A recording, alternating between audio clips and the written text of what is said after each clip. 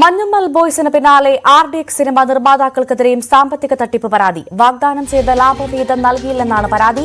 തൃപ്പൂണിത്തുറ സ്വദേശിനി അഞ്ജന എബ്രഹാമാണ് പരാതി നൽകിയത്. RDX സിനിമ നിർമ്മാതാക്കളായ സോഫിയ പോൾ, ജെയിംസ് പോൾ എന്നിവർക്കെതിരെയാണ് പരാതി.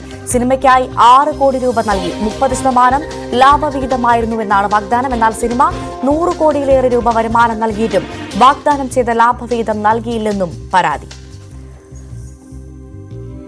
നാമി ദിനേശ് വിവരങ്ങളുമായി ചേരുന്നു. നാമി, ഈ മഞ്ഞുമ്മൽ ബോയ്സിന് പിന്നാലെയാണ് ഇപ്പോൾ RDX എന്ന സിനിമ നിർമ്മാതാക്കൾക്കെതിരെയും സാമ്പത്തിക തട്ടിപ്പ് ആരോപണം വരുന്നത്. എന്താണ് വിശദാംശങ്ങൾ?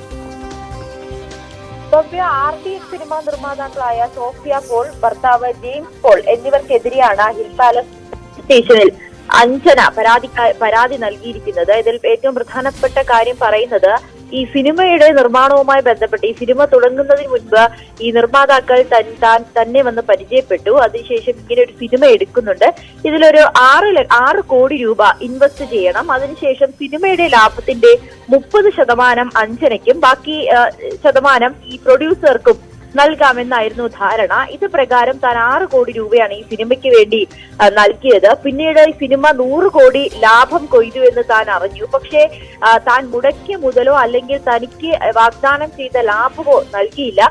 പിന്നീട് താനിത് പരാതിയുമായി മുന്നോട്ട് പോകുമെന്ന് അറിയിച്ചതിനെ തുടർന്ന് 6 കോടി രൂപ, അതായത് താൻ കൊടുത്ത 6 കോടി രൂപ തനിക്ക് തിരികെ നൽകി.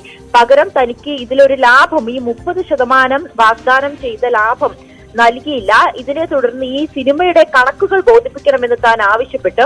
ഇതിനെ തുടർന്നാണ് തനിക്കെതിരെ വലിയ രീതിയിൽ താൻ ഇതിൽ വഞ്ചിക്കപ്പെട്ടു എന്ന് മനസ്സിലാകുന്നത്. പിന്നീട് ഈ അഞ്ജനയോട് പ്രതികരിക്കാൻ ഇവർ തയ്യാറായില്ല. ഇതിനെ തുടർന്നാണ് ഹിൽ പാലസ് പോലീസിന് പരാതി നൽകിയിരിക്കുന്നത്. ഈ പരാതിയിൽ വഞ്ചന കുറ്റം, ഈ സോഫിയ പോൾ ഒപ്പം ഭർത്താവിനെതിരെ വഞ്ചന കുറ്റം ചുമത്തിയിട്ടാണ് കേസ് നൽകിയിരിക്കുന്നത്. എന്തായാലും ഹിൽ പാലസ് പോലീസ് ഇതിൽ അന്വേഷണം ആരംഭിച്ചു കഴിഞ്ഞു.